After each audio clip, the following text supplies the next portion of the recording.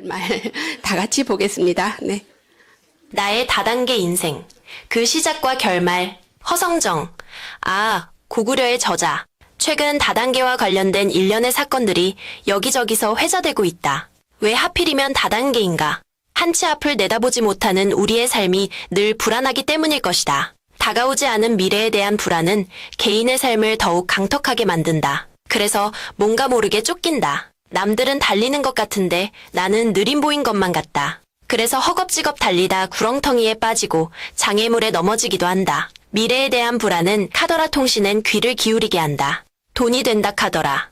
수월한 삶이 있다 카더라. 이번에는 틀림없이 된다 카더라. 그렇다.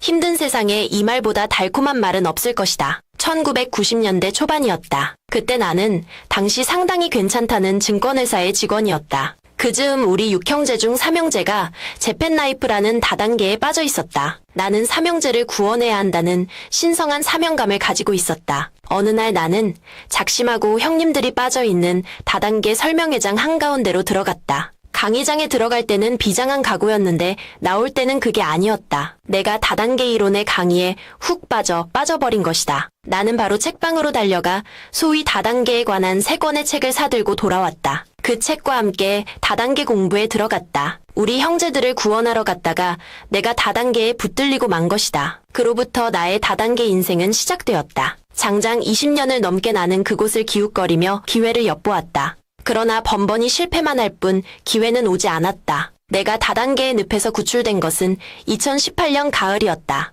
유튜브에서 신인 허경영을 만나고 나서부터였다. 신기하리만치 나는 다단계에서 발이 끊겼다. 신인 허경영을 만나고 나서 나는 2가지 삶의 변화가 일어났다. 하나는 다단계를 끄는 일이고 또 하나는 술을 끄는 일이다. 신인 허경영과의 만남으로 인해 나는 내가 그토록 집착했던 다단계를 끊고 그토록 좋아하던 술을 끊을 수 있었다. 이 2건의 결단이야말로 내 삶의 질을 현격히 높였다. 나는 그분을 만나고 나서야 내 삶이 풍요로워지는 것을 느낄 수 있었다. 나는 비로소 대자유인이 될 수 있었다. 아무튼 나는 신인 허경영을 만나기 전까지는 내가 좋아하던 진리 공부, 그리고 역사 공부와 함께 다단계 공부의 매력을 느꼈다.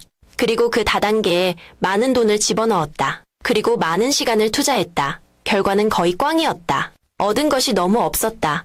투자만큼 성과가 없었다. 인풋만큼 아웃풋이 되지 않았던 것이다. 지금 나는 사랑하는 나의 동지 하늘궁 식구들이 지금 다단계 공부에 열중하는 모습을 본다. 다들 다단계에 희망을 걸고 거기에서 얻어진 수익으로 축복이다, 백국명패다, 대천사다 하는 기대를 걸고 있는 모습을 본다. 사실 다단계에서 큰 수익을 기대한다는 것은 연목구어의 환상이다. 그곳에서 성공의 심지에 불을 붙이겠다는 생각은 어리석은 생각이다. 모 지역의 모 단체처럼 집 팔고 퇴직금 넣고 대출금을 알선해서 다단계를 조장하는 것은 분명 화약을 지고 불 속을 뛰어드는 일이다. 서론이 너무 길었다. 말이 나온 김에 다단계에 관한 역사와 그 유형을 알아보기로 하자.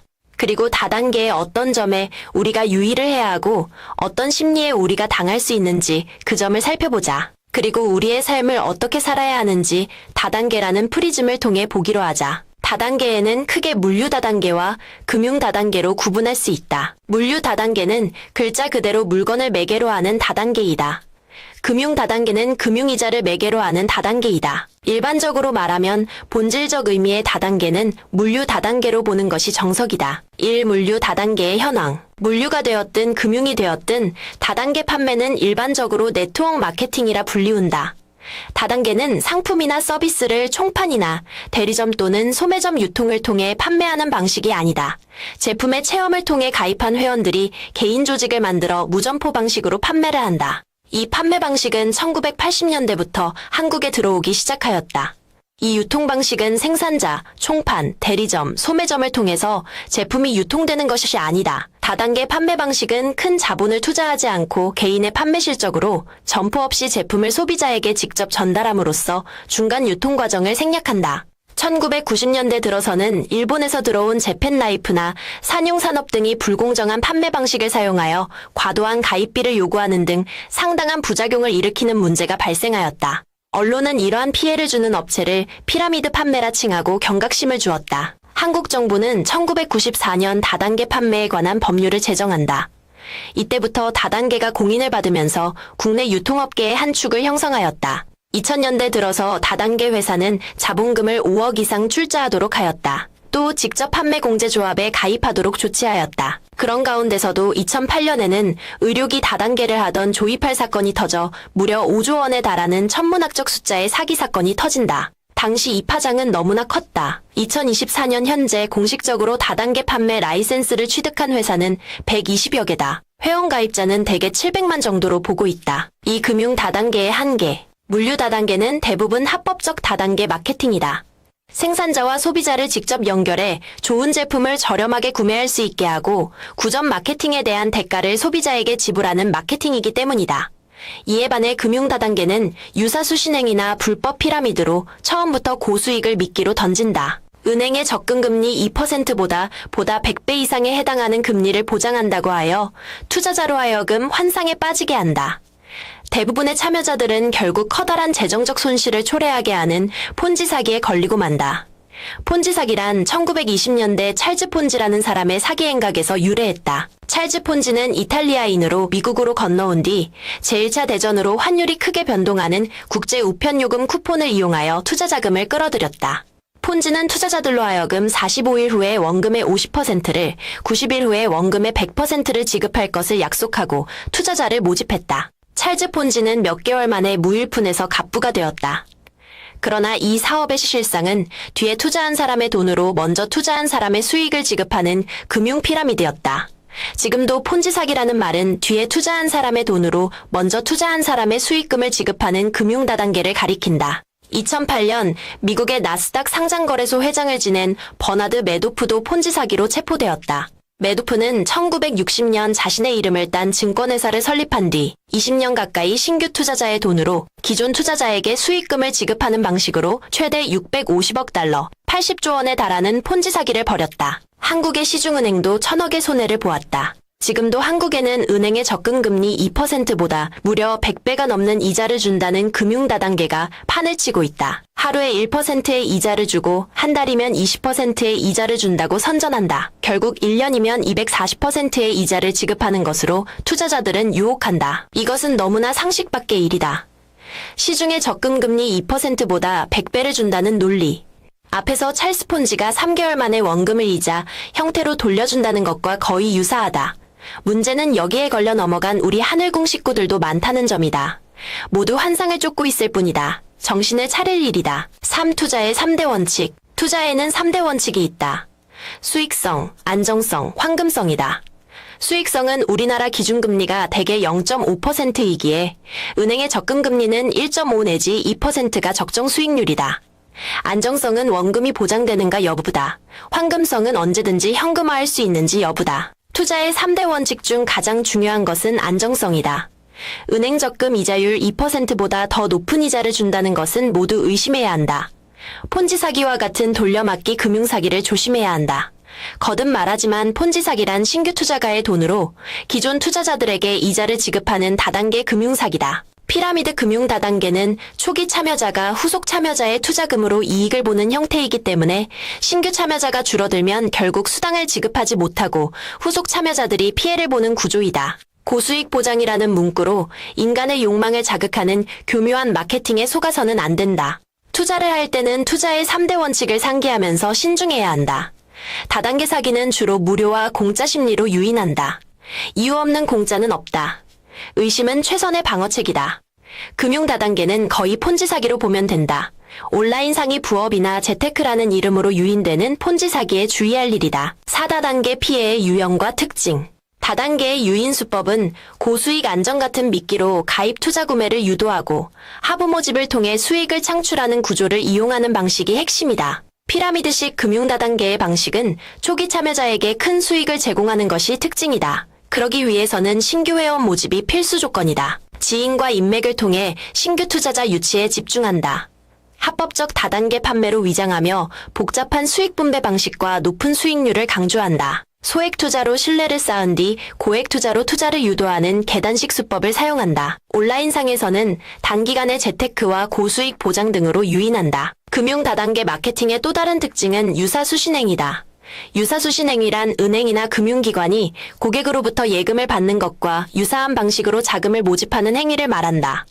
얼마를 투자하면 언제까지 얼마를 수익금으로 지급한다 라는 내용이 직간접적으로 들어가 있기 때문이다. 지금 대한민국은 유사수신행위의 천국이다. 1990년 금융자유화가 진행되면서 유사수신행위가 늘어나기 시작했다. 금융지식이 부족한 사람들이 높은 수익을 약속하는 불법 금융다단계 업체에 여지없이 속아 넘어간다. 여기에다 실체도 없는 암호화폐 사기까지 극성을 부리고 있다. 실체가 없는 암호화폐는 기술적 기반이나 실제 활용 가능성이 없는 경우가 많으며 주로 불법적인 방법으로 운용되고 있다.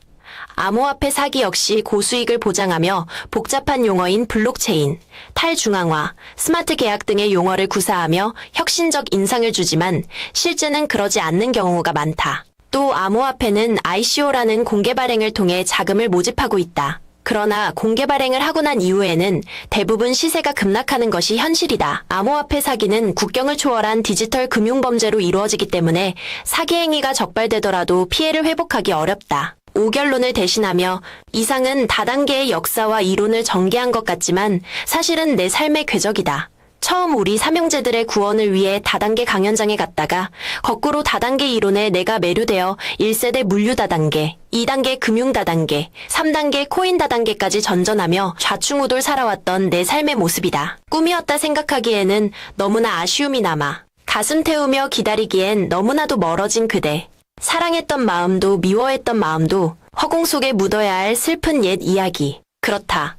인생이란 것이 한바탕의 꿈에 불과한 가상세계인데 세상에 대한 욕심이 뭐가 그리 많아서 헛되고 헛된 인생을 얼마나 더 잘 살아보겠다고 그런 엉터리 꿈을 쫓았던가. 영혼의 음성으로 관객을 압도하는 가객. 조용필의 노랫말처럼 다단계의 꿈이여 헌사토 헌사할샤. 허경영 신이님의 옥중서신 중 측량과 측량에 관한 가르침이 생각난다. 인생의 진정한 가치는 물질과 돈의 무게에 있는 것이 아니라 사랑과 용서의 무게, 우리가 먹은 음식과 쓰레기의 무게, 무엇보다도 노동을 통한 눈물과 피땀의 무게에 있다는 말씀에 공감이 간다. 형제 여러분, 우리는 하늘의 시민입니다. 필립비 3장 20절. 이 말씀 역시 우리의 뼈를 때리는 금쪽 같은 말씀이다. 우리는 이미 하늘에서 보낸 천상의 음료인 불로유를 먹고 있고 하늘에서 내려보낸 이슬인 불로수를 먹고 있는 하늘의 시민들이다. 무엇이 우리를 가난하게 하였던가? 우리는 이미 승리자들이다. 우리는 이미 하늘나라의 부름을 받고 허경영 신인님과 함께 백궁시민으로 살아가고 있는 천국시민들이다. 부질없는 욕심으로 세상적 기준인 마귀와 세속과 육신이라는 삼구, 즉 세 가지 원수들의 유혹에 끄달리며 살아갈 이유가 없다. 오늘의 주제는 다단계였다. 나는 허경영 신이님을 만나고 난 이후 다단계를 졸업하였다. 그런데 우리 하늘궁 식구들은 이제사 그 과목을 공부하러 달려들고 있는 모습을 보니 격세지감이 든다. 다단계도 인생 공부이니 아뜨거를 맛보는 것도 영성생활에 도움이 되는 것도 사실이다. 그렇지만 과유불급이다. 지나친 것은 모자란만 못하다. 가능하면 다단계라는 학점은 이수하지 않는 것이 좋다. 1단계, 2단계, 3단계, 다단계의 왕고참 선배로서 생각해 볼 때 그 시간에 그 돈으로 하늘궁에 봉사하고 영성을 정비하는데 시간을 보내는 것이 제일 뜻있는 일이다. 행여나 다단계나 코인에서 본전을 생각하고 이번에는 되겠지 하고 다시 덤비는 짓은 하지 말기 바란다. 다단계를 운용하는 주체 세력, 즉 떡 줄 사람이 떡을 줄 생각을 하지 않는데 어떻게 엉겅퀴에서 포도를 딸 수 있겠는가? 어떻게 가시나무에서 무화과를 딸 수 있겠는가? 다단계는 룰렛 게임과 같다. 누군가 한 사람에게는 실탄이 터져 목숨을 잃는 것이 룰렛 게임이다. 사람이 온 세상을 얻는다 하여도 제 목숨을 잃는다면 무슨 소용이 있겠는가라는 성서 말씀이 있다. 내가 운 좋게 다단계에서 뭘 좀 땄다면 좋은 일일까? 누군가의 가슴에 총탄이 터진 것이다. 다단계는 다른 말로 제로섬 게임이다. 아니, 이것도 약하다. 너도 잃고 나도 잃고 우리 모두도 잃어버리는 마이너스 섬 게임이라고 봐야 한다. 제로 섬 게임도 돈이 안 되고 마이너스 섬 게임은 더욱 돈이 안 된다. 우리 모두 이제는 제로 섬 게임이나 마이너스 섬 게임을 졸업할 때가 왔다. 지상에 이미 미륵과 정도령과 재림예수가 와 있기 때문이다. 우리는 모두 플러스 섬 게임을 해야 한다. 플러스 섬 게임이란 나도 이기고 너도 이기고 우리 모두가 함께 이기는 게임이다. 신인 허경영을 부르고 그분에게 축복을 받고 그분의 명패를 받고 그분의 가르침에 귀 기울이는 것. 바로 그런 생각과 말과 행위를 하는 것. 이것이 플러스 섬 게임이다. 이제 우리는 허경영 신인님께 올인하자. 이미 싸움은 끝났다. 불로유 하나만 봐도 답은 다 나와 있지 않은가. 머리 나쁜 우리 지도자들만 아직 눈치를 채지 못하고 있을 뿐. 그러나 그들도 곧 눈치를 챌 것이다. 손자병법에서도 싸우지 않고 이기는 것이 최상의 승리라고 하였다. 불로유가 그 답을 해주고 있다. 허경영 신인님의 완전한 승리다. 세계가 한 식구가 될 날이 멀지 않았다. 세계 통일의 그날이 밝아오고 있다. 신인님의 세계 통일은 돈으로의 통일이다. 영적 통일은 말할 필요도 없다. 허경영 신인님은 백궁에서 오실 때 돈으로 물질로 욕심으로 오염된 인간들을 구원할 유일한 방책은 불로유를 통한 돈으로의 통일임을 계획하고 오셨다. 다른 방법으로는 짐승 같은 인간들을 절대로 길들일 수 없다는 사실을 이미 다 알고 오셨던 것이다. 우리는 지금 다단계니 뭐니 그런 것 한다고 정신을 놓고 있을 때가 아니다. 허경영 신인님만 믿고 그분에게 일구월심 올인하고 있으면 우리는 곧 돈에 치여서 숨을 쉬지 못할 때가 2030년 안으로 올 것이다. 지금 하늘궁에 매일 매주 출입하는 우리 천사 대천사들은 이 점을 알아야 한다. 마지막으로 금융다단계를 해서는 안 될 증거 하나를 대겠다. 위런 버펫은 자타가 공인하는 세계 제1의 투자가이다. 그의 연간 수익률은 총 20% 내외다. 그런데 대부분의 금융다단계 회사의 수익률은 200% 이상을 제시하고 있다. 이래도 금융다단계를 사기가 아니라고 말할 수 있겠는가? 생각해보라. 내가 맡긴 돈을 어디에다 투자해서 수익을 얻겠는가? 은행에 2%다. 채권에 5%다. 주식에 적자가 날 수도 있다. 부동산에 물릴 수도 있다. 금은동, 석유농산물 등의 실물에 낭패날 수도 있다. 그런데 뭐라고? 금융다단계 회사가 연 200%의 수익률을 준다고? 결국 금융다단계는 투자자들을 조삼모사 혹은 조사모삼으로 홀리는 사기일 수밖에 없다. 2026년 3월 20일 북향 99배 하옵고